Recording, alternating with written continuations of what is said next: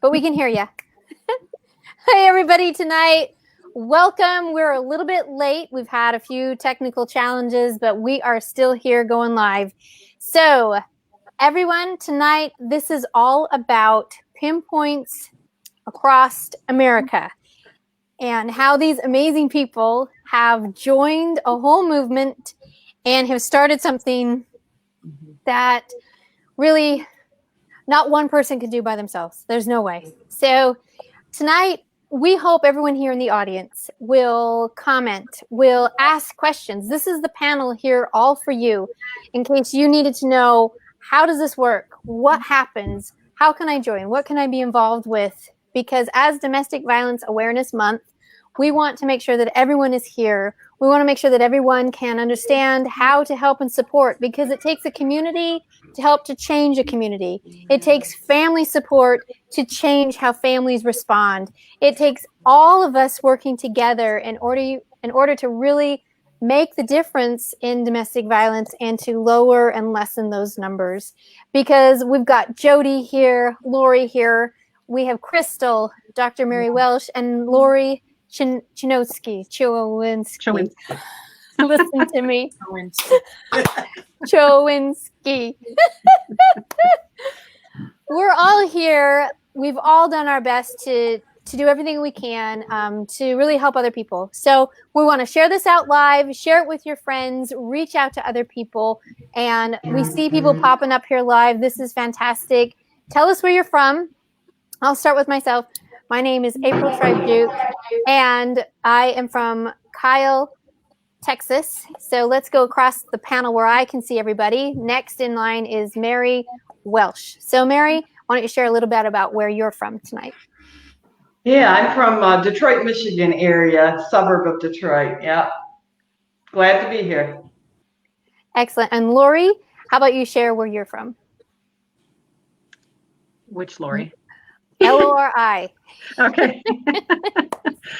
I'm Lori Chowinski, and I'm from West Bend, Wisconsin, which is a suburb of the Milwaukee area. Excellent. So we've got people spreading all across America at this time. And Crystal, share where you are from tonight. Crystal Waltman from Scottsdale, Arizona. Excellent. And Lori Jean Jones, where are you from? Lori Jean Jones from the San Francisco Bay Area. Nice. Excellent. And Mr. Jody Almond, Yes. where are you coming from? I'm Jody Almond. I'm from near Charlotte, North Carolina. Excellent. So welcome everybody tonight. We've got people popping up here. Hello. Let's yay! We've got more people popping in saying hi, hello. Thank you all for joining, for supporting, and for being part of this. Reach out, share, spread the news. Why we have a panel here tonight is to discuss how they have experienced delivering, inviting, setting up appointments to go to different shelters. So I was just going to share a little bit about this whole story. So as the short story goes, I went on a big nine state trip with my family. 11 people in one van plus a dog. So a 12 passenger van, and off we go, right? And we're going to different states, and we decided to take the long way round back from Texas up to Utah. So we go through Oklahoma, Kansas, Nebraska, South Dakota, Wyoming, hit Utah, over to Colorado, New Mexico, and back home. So all of these things are happening. And right before we decide to leave, I get an impression to take a box of books. And I'm thinking, okay, half my brain is kind of in a panic, like, you haven't called anybody. No one knows you're coming. What, you're just going to knock on a door and say, hey, do you want my book? And I felt the prompting like, yeah, hey, would you like a book? So we took off. And again, the panic of I haven't contacted a shelter. No one knows we're coming. We would arrive at a certain city, have some lunch, and then I'd get the prompt to say, find a shelter. So sure enough, we'd find a shelter. And they were always within 1 or 2 miles from where we were having lunch. It was so close. We'd ring the bell. This is all right in the midst of COVID. Like, what are we doing? Awesome. What are we doing? And delivering pieces of hope. and we went to all these different shelters, all in these different states. And then on the way home, which I say into Mexico, because you can only go 55 miles an hour between one cactus and another, there was a lot of thinking time. Okay. Like, how was I going to keep all this together? And the thought kept saying, and I kept hearing myself saying, how can I? And I got another impression, like, it's not about you. Ask for help. I was like, oh yeah, I'm really, really good at that. Okay, I'm going to ask for help. And I didn't know how. And it would just kind of started. And sure enough, the name Pinpoints Across America came, and you all just answered the call. And I had no idea. Someone else always has an idea and a plan, right, Jody? Someone else always knows a little bit more than what we do right in front of us. So that's how this all came about. And when I researched out how many shelters there are in the United States, there's 11,000. 11,000 shelters. Wow. So that's kind of a big number. And I was looking at the books that I have stacked in my bedroom. Like, I don't have 11,000 books in my bedroom, but we're going to start with what we have. So we started with that, and the requests have been made, and the only cost is to pay for the shipping to get them to you, and then we'll just take it from here. And it looks like people are saying great things, popping up and being very supportive, and this is fantastic. So thank you. Please think about questions or anything that you might have, because this whole panel is here for you. So we're going to start tonight with, where did Lori go? Yeah, she's been gone for a minute. She's back. She's been gone for a minute. Now she's back. She's okay. back. So if you want to, there we go. I got her back. Like I said, Lori's Sorry back. about that. I lost my connection. That's okay. We're happy that you made it back, and that's kind of how tonight will go, because we want to make sure that everybody knows what's happening, what's going on. So I'm going to start with a little bit of a screen share for everybody to see how this all kind of works out together, because really when we think about it, there's so much to really put together, isn't there? All right, let's put this up and share it out. So here we go. Pinpoints of Light. This is my story about how I escaped domestic violence, and that's filled with some hope and some light. And the point and impression that I got was that we need to give this hope and light to people that are right there. They have that match, and they understand a lot about the experience, and they really want to have things move forward. So this is that first shot at it. So we're going to share with Jody tonight. Thank you, Crystal, for sharing. Thank you, Jody, for sharing. This is fantastic. So what I want to do is start with Jody, if he doesn't mind. Yeah. We will get him. This picture here kind of explains a little bit about his story. So why don't you go ahead and take the floor, Mr. Jody? Yeah, absolutely. So April, when I heard your story and heard about what you were wanting to do, it really impacted me, because as a pastor of over 20 years, I've dealt several times with women who are dealing with domestic violence in their situations and give them counsel. And so I knew that there's a need for books like this, for authors and for people to write books that are just transparent and showing other women hope through their scenario. So we have a local shelter here in my hometown of Albemarle, North Carolina. And I reached out to them and contacted them, was able to get together with them and meet the lady who was there staffing and running the shelter for the day at the office. And she was just overjoyed that you had written this book, was excited to put it in her library. And so I was excited, especially being a male. I think I was excited to be able to be the first. I wasn't shooting for that, but to be the first. That's awesome. And well, the reason why I say that is because I think a lot of times males stand on the sidelines with things like this. And I think it's important that we help our male friends as men, as well as our sons, to understand the importance of how we should treat a woman, how we should love a woman, how we should care for a woman. And, just how to take care of them and help them to feel like they have value in this world, like they have purpose instead of being a punching bag. And I think that's so important and so crucial for the time we live in. So I'm just honored to be a part of this, and I'm excited. And I encourage everybody out there, male or female alike, young or old, look, if you know something can make a difference in somebody's lives, you should partake in it. And I think this is one of those situations and scenarios where you can actually impact the world around you by just simply asking April to send you a book, contacting a local shelter, and getting that book delivered. And you might be surprised one day at the impact you find that you left by doing that. So I encourage you to do it. I'm excited to be a part of it and thankful to be a part of this panel tonight and answer any questions I can. Thank you so much, Jody. Wonderful. Great way to get us started out. The next one that we have lined up that I will share is, let me make sure I get this all connected.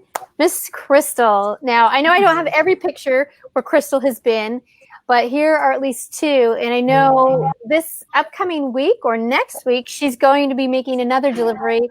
So she's gathered friends that she has in Arizona, and she just didn't go solo. She got groups together and went together. And this is impactful. And so, Crystal, I'd love for you to share your story and what happened with you. Well, first off, April, thanks for having me. And I read your book, and I was on the edge every minute, and I couldn't put it down. And I was like, what is Thad going to do next? I am in recovery myself, so I can relate more to Thad's behavior than that of the wife. So it was always like, well, what state am I going to come home in? You know, before I found my emotional sobriety, physical and spiritual sobriety, that was what I was putting my family through, of being on pins and needles, and you know, they never knew what they were going to walk in on. So reading it from a different perspective, and then just the fact that you survived it, I mean, wow. And I know that there are so many women out there. So I was basically in an abusive relationship with myself because of my substance abuse. So a little bit different, but it still falls under the mental illness, but I'm able to got on the other side of it also. So when I saw this, and you were talking about shelters, when I first got sober, I just dove into service work, and I spent a lot of time at these shelters. So fast forward now 5 years, here I am with my book, you know, talking about the alcoholism. And then I have your book, and you asked me to go back to the shelter.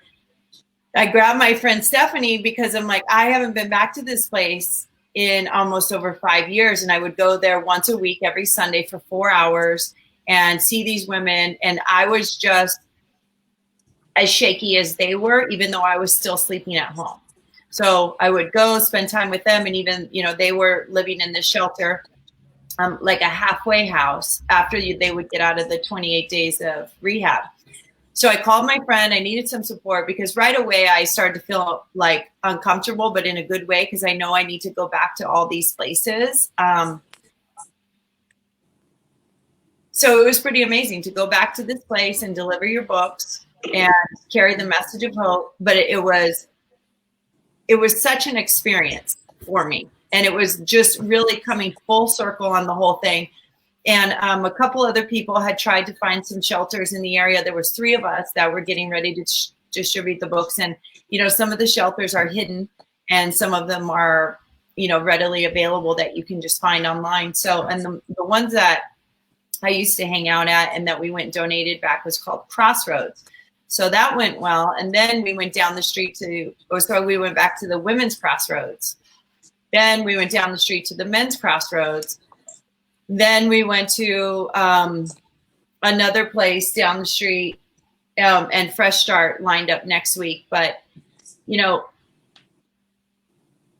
when I walked into my first meeting and heard the story of somebody of how they got out of it, I thought my life was over. And if April's story helps one person and they see that she's able to get out of it, you know, that's the whole goal of sharing and offering your life. So if anybody out there is wondering if you should join the movement, Pinpoints Across America, the answer is yes. Even if you are not afflicted by domestic violence, but it is probably 1 or 2 or 3 degrees away from you. It could be your cousin or your friend. You know, I get so many calls, my friend this, my friend that, you know, and you really never know what somebody's going through. But even if you're not going through it, pick up this book, give it a read, and then pass it on to a shelter in your area and, you know, help change the environment. And we have to, you know, start at a systemic level, and it's going to take all of us.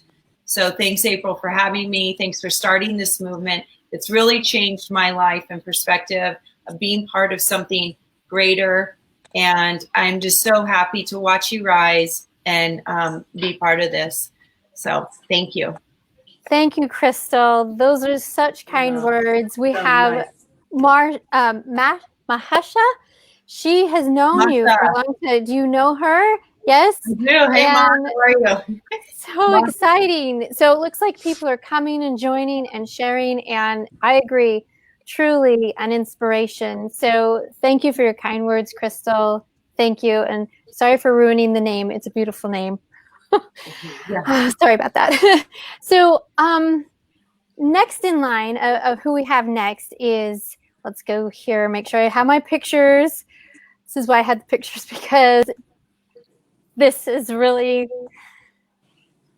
it's really great and emotional and awesome. That's why we have pictures. And it's all good. So we're going to go to Lori Jean Jones. So Miss Lori, I have these 3 pictures up here, which you can see. We want to share a little bit about what we see here and your story and how the movement has impacted you. Okay, first of all, I just want to thank you so much. I mean, this movement has my heart. I feel so honored to be a part of something that is so much bigger than myself. And just to see that so many people have an opportunity to make an impact. It doesn't matter if it's substance abuse, domestic violence, you know, child abuse, anything that falls under the category of hurting, that this movement offers hope and healing to everybody. And I am just so honored to be a part of it. And not only that, it's just helped, it's helped to heal some of the relationships that I've had in my life. My father and I come from a background of a lot of torture and a lot of childhood abuse. And my father abandoned me when I was really small. And I mean, since I went through the forgiveness process, my dad and I, we've reconciled our relationship. But I was telling April, you know, here in the Bay Area, it's such a barrier. Not only are these shelters hidden for protection, but COVID, they're very, you know, serious about, you know, the COVID and the mandates. And I was having a very difficult time actually getting into the domestic violence shelters. Now, I wasn't having a problem with the homeless shelters or the women's shelters, but specifically for the domestic violence shelters, I was having difficulty with that. So I was sharing my frustration with April. And then also I was having a visit with my father, and I was just telling him about it. And it just so happened that he got a hold of somebody it's called Stand here. So basically Stand is the hub for all domestic violence shelters throughout the Bay Area. And so my father had a generous donation. So he got her on the line, and he started telling her about my book and April's book. And he said, you know, would you give her a call, and maybe, you know, you guys would be interested in taking some donations, because I wasn't able to do that myself when I was trying. And you know what? She called me the next day. And so my father and I met. If the picture's up there, my father and I actually met that following Tuesday, and we were able to donate the books. And my father gave a generous donation. Now she's going to read the book, and if it's okay, she's going to review it, and if it's okay, she's going to disperse all these books throughout the whole Bay Area, you know, where I don't even have to make any efforts. They're just going to go out to all the shelters in the Bay Area, and I'm so excited about that. My father, I mean, who would have ever Congratulations. my father would actually be the end, and how we came full circle. And you know what? He even told the lady too, he said, I just want to give back for all the bad I've done in my life, when he handed over this huge check, you know?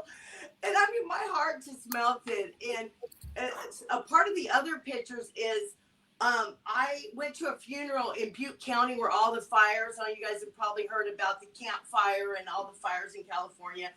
But anyway, so I went to a funeral, and I had one of April's books and one of my books. And, you know, my sister Michelle, I'm like, hey, Michelle, would you mind, you know, taking the books and getting into a shelter here? Because, you know, there's just a lot of problems in Butte County.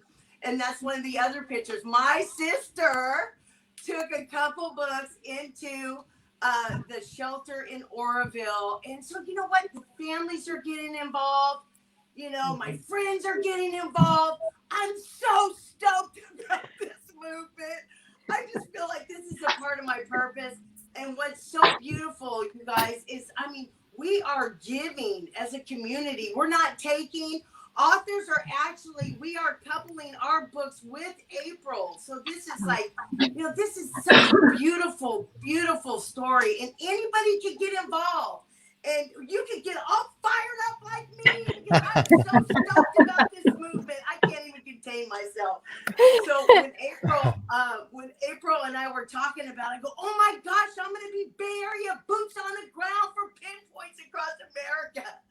And so, you know, I'm all in, and I'm just so excited, and I can't wait to see where this is going. I just want to, you know, encourage anybody that, you know, to just be a part of this. And it just, you know what? It's food for the soul.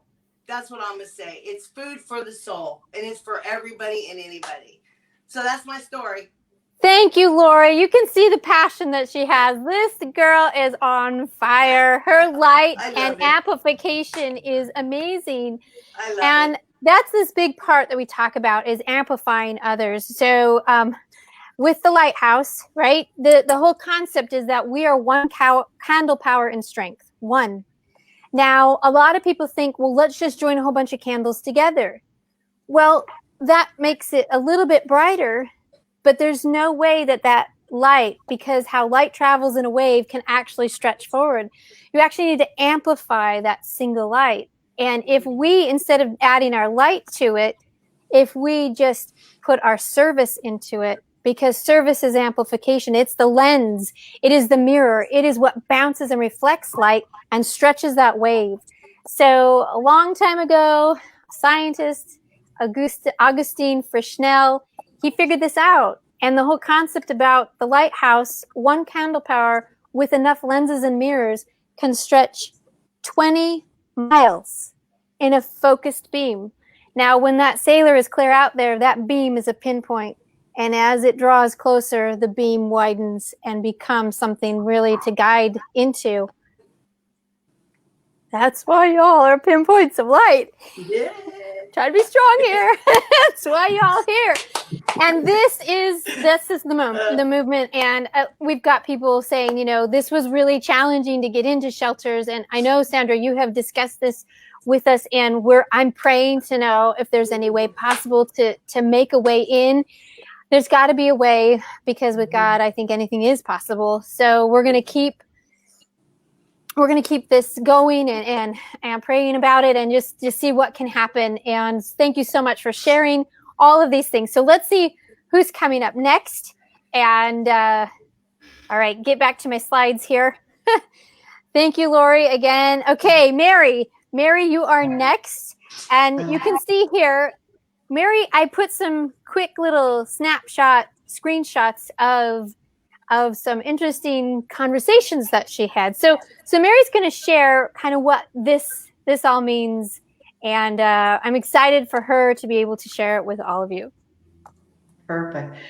Okay, so I have a large family, and I've been very fortunate. I've got 6 kids, and I was sitting there one day, and I was thinking, oh, one lives in California, one lives in Florida, one lives got a good friend over here, over there. So we're in California, Florida, Minnesota, Michigan, and Arizona.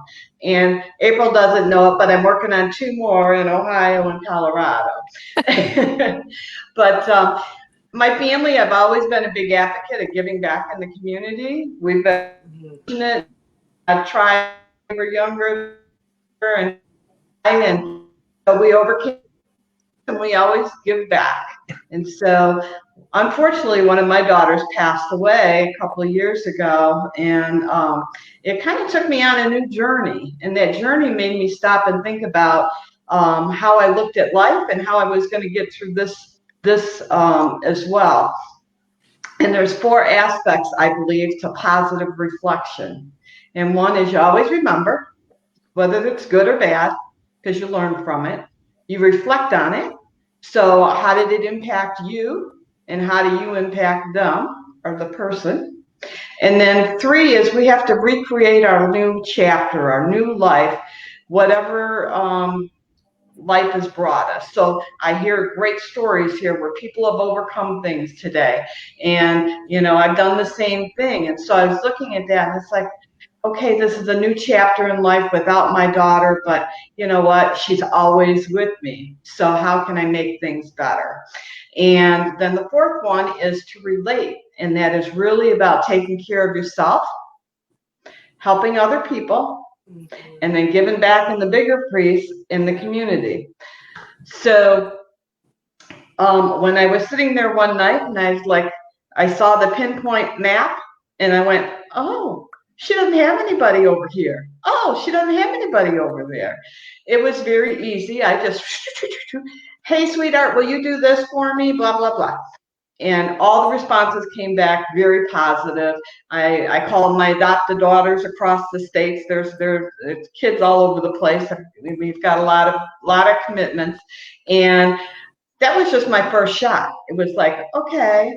And you never know where that pinpoint is going to hit, right? Because talking to my one daughter, she's like, so exactly who and what is this about? And I talked to her about it, and she's like, I know somebody practically every state. She said, I just got help, right? And so you can see, and when we talk about community, the first birthday following my daughter's death, she always smiled. She always gave back. She worked in a shelter on her free time. She would do bake sales and different things to make money to help anybody out that she could.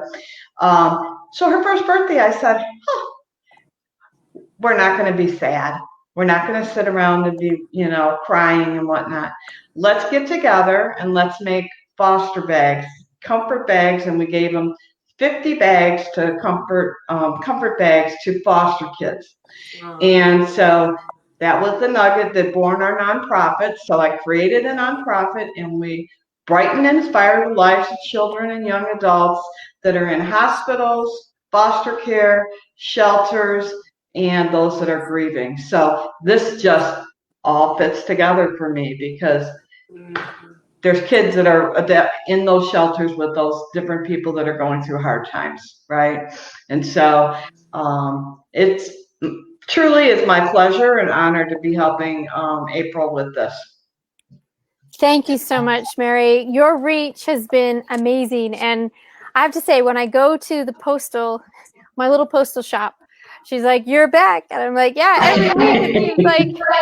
And she'll say, well, where's it going this week? We're going to Florida. Well, where's it going now? We're in Arizona.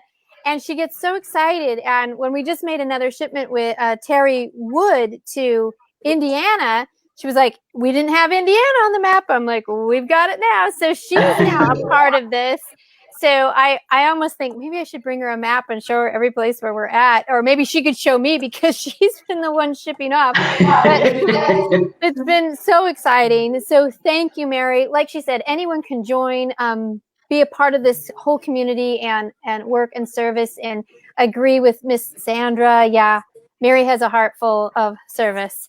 Well, we come up to... I would just challenge everybody to talk to 1 or 2 people. If we all did that, right, the reach is there because they can talk to 1 or 2 people. Yep. Exactly. It's just one or 2.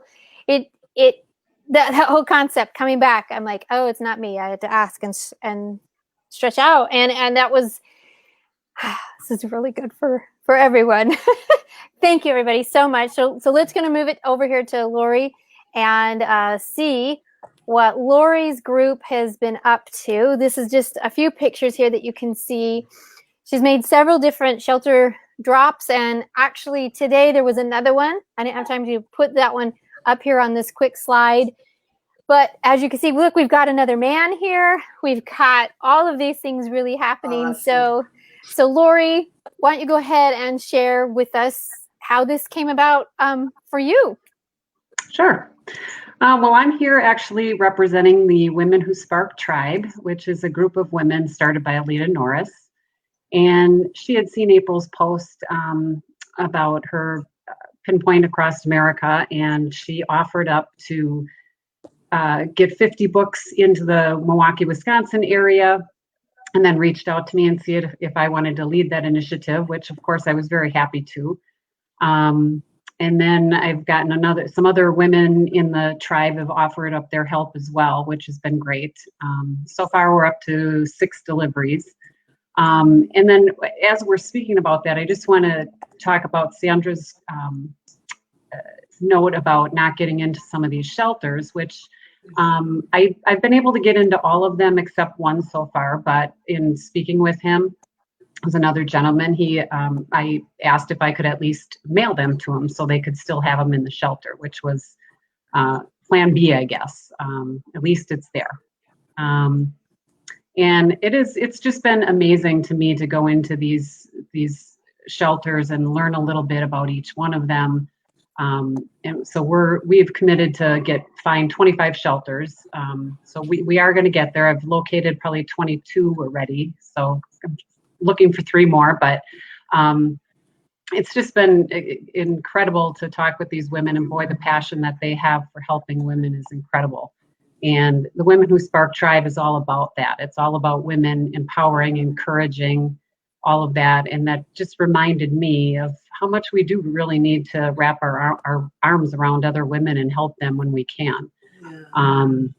And so while it is a little bit of work, it really is worth it. It's been, I look forward to doing more research on it when I'm looking for places. These other women that have stepped up, I'm really happy about that as well. And then I'm going to add a little story, April, and I haven't told you this yet. But since all this research and the list that I had, Alita had reached out to me the other day, and she had a client of hers that actually they were out at the wife was out at a store and ran into a woman that was with some children and was obviously in some dire straits and asked this woman for help. So she was obviously in that kind of a domestic violence situation. And this woman went and got her husband, and they went and helped her, and then reached out to Alita to see if there was any help that she could give or suggestions or whatever. So Alita emailed me and asked if I could forward on the list of shelters in our area, which we did. And it was helpful to that woman. They set her up. And so this is doing even more than just getting your books in. It's obviously helping these women, and it just warms my heart. And like Mary was saying, it doesn't take a whole lot to do this, and I'll tell you, it is so worth it. And I'm going to use a phrase by one of our fellow tribe members, Lori Hansen, as she always says, at the end of the day, it makes my heart happy. And it truly is a blessing to do this. And April, your story is amazing, and I can't tell you how many lives you're going to change by sharing that story. So thanks for having me. Oh, Lori, thank you so much for sharing that. That is incredible. And I didn't know all of that. Those are impacts that can now possibly change that family's whole trajectory, right? Right.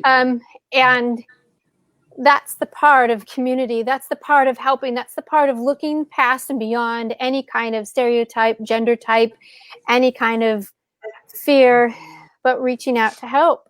And I believe that when we are in the service of our fellow beings, we are in the service of our God. And if we can be those hands to be out there to reach, that's, I think, where we do have those happy hearts that continue, right?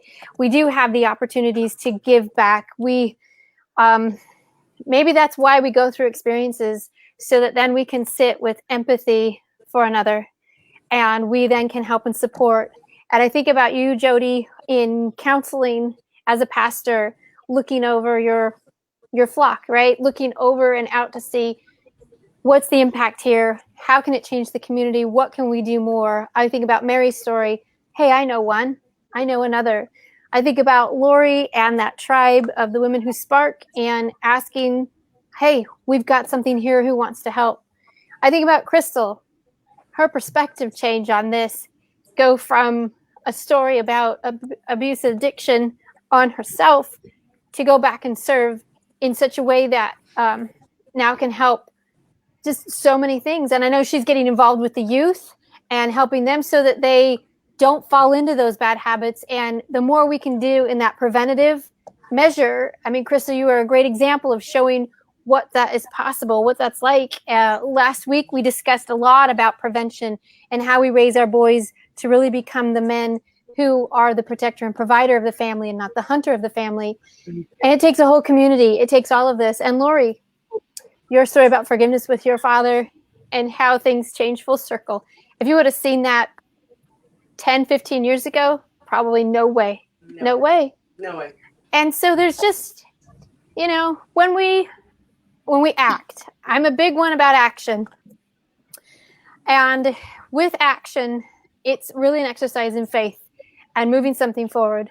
And if we're not thinking about what can I get from this and only thinking about who can I serve, the blessings come in so many ways. Doors open, windows open, avenues open in ways that we had no idea.